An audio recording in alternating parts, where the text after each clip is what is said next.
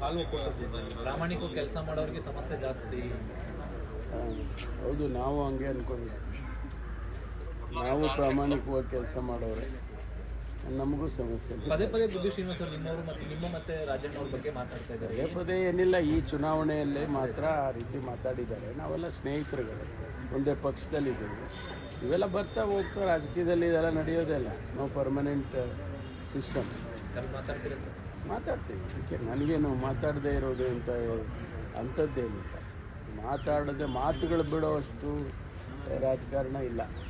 ಮಾತಾಡ್ತೀವಿ. ಶ್ರೀನಿವಾಸ್ ಅವರು ನಮ್ಮ ಪಕ್ಷದವರೇ ಇದ್ದಾರೆ, ಶಾಸಕರಿದ್ದಾರೆ, ನಮಗೆಲ್ಲ ಸ್ನೇಹಿತರಿದ್ದಾರೆ, ಮಾತಾಡ್ತೀವಿ. ಸರ್, ಮೊನ್ನೆ ಚನ್ನಪಟ್ಟಣ ಸಮಾವೇಶದಲ್ಲಿ ಮತ್ತೆ ಮುಖ್ಯಮಂತ್ರಿ ಬದಲಾವಣೆ ವಿಚಾರ ಶಾಸಕರ ಪ್ರಸನ್ನಪ್ಪ ಮಾತಾಡ್ತಿದ್ರು. DK ಶಿವಕುಮಾರ್ ಆಗಬೇಕು ಅಂತ. ಏನು ಕಾಂಗ್ರೆಸ್ಸಲ್ಲಿದ್ದು ಬಗೆಹರಿಯೋದು ಸಮಸ್ಯೆ ಗೊತ್ತಿಲ್ಲಪ್ಪ ನನಗೆ. ನಾನು ಅದನ್ನ ಫಾಲೋ ಅಪ್ ಮಾಡಿಲ್ಲ. ಬಟ್ ನಾನು ಅದ್ರ ಬಗ್ಗೆ ಹೆಚ್ಚು ಮಾತಾಡೋಕ್ಕೂ ಹೋಗಲ್ಲ.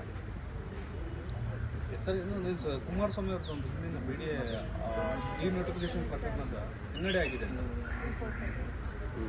ಹಳೆ ಪ್ರಕರಣ, ಅದಕ್ಕೆ ಯಾವ ರೀತಿಯಾಗಿ ಕೋರ್ಟೇ ಹೇಳಿದೆ, ಕಾನೂನು ಕ್ರಮ ಯಾವ ರೀತಿಯಾಗಿ ಇಲ್ಲ, ಅವರೇ ತೀರ್ಮಾನ ಮಾಡಬೇಕಲ್ಲ. ಸುಪ್ರೀಂ ಕೋರ್ಟೇ ತೀರ್ಮಾನ ಮಾಡಬೇಕು. ಇದರ್ ವೇ ಅವ್ರ ಪರವಾಗಾದರೂ ಆಗಲಿ, ವಿರುದ್ಧವಾಗಲಿ ಅವರೇ ತೀರ್ಮಾನ ಮಾಡಬೇಕು. ನಾವು ಹೆಂಗೆ ಹೇಳೋಕ್ಕಾಗುತ್ತೆ? ಆ ಪ್ರಕರಣದ ಬಗ್ಗೆ ಕೋರ್ಟಲ್ಲಿದೆ ಅಂತ ಅಷ್ಟೇ ನಾವು ಅಂದ್ಕೊಂಡಿರೋದು. ಅದ್ರ ತೀರ್ಮಾನ ಅವ್ರು ಮಾಡಬೇಕು.